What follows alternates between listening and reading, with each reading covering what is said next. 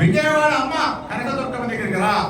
తిరుమల నేను రాలేను, నేను ముఖ్యమంత్రి అనుకుంటే విజయవాడ కనకదుర్గమ్మ దగ్గర కృష్ణానది అవతల నువ్వు ఉన్నావు, కృష్ణానది యువతలు ఉన్నావు, నేను నా కుటుంబం సాక్షిగా వస్తాను, నువ్వు రా ప్రమాణం చేద్దామని చెప్పాను.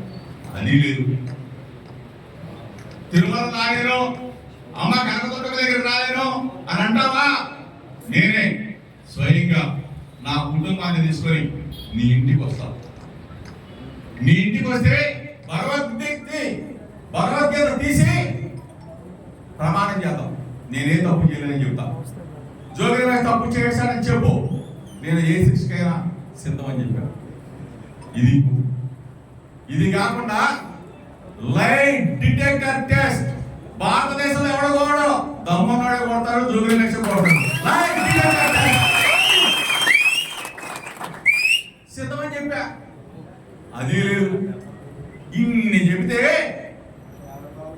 ఒకడేమో చాలా బాగా మ్యాథ్ దొరికింది, మధ్య ఇంకోటి ఇష్యూ జరిగింది. ఒక చాట్ తీశారు, ఒక వాట్సాప్ చాట్ తీసి జోగి రమేష్ అంట ఆ జనార్దన్ అంట డబ్బులు ఇచ్చినట్టు చాట్ సృష్టించారు. దాని మీద వెళ్ళి పోలీస్ కమిషనర్ ఆఫీసులో కంప్లైంట్ ఇచ్చారు.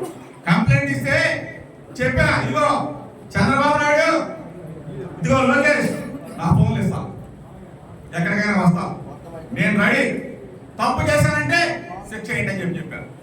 అది లేదు. ఇవన్నీ జరిగిన తర్వాత నిన్న మొన్న 3 రోజుల క్రితం అనుకుంటా ప్రెస్ మీట్ చూసా.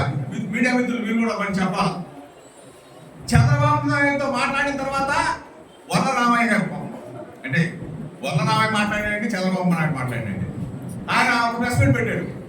జోగి రమేష్ ఏంటి తిరుపతి వస్తానంటాడు, కనకదుర్గమ్మ గుడి దగ్గరికి వస్తానంటాడు, చంద్రబాబు నాయుడు ఇంటికి వస్తానంటాడు, లైట్ డిటెక్టర్ టెస్ట్ అంటాడు. అబ్బే ఏది కాదు, నార్కో ఎలా సిచ్చేసుకు రెడీగా ఉన్నాడు. మేము సమాపంగా చెప్తాం.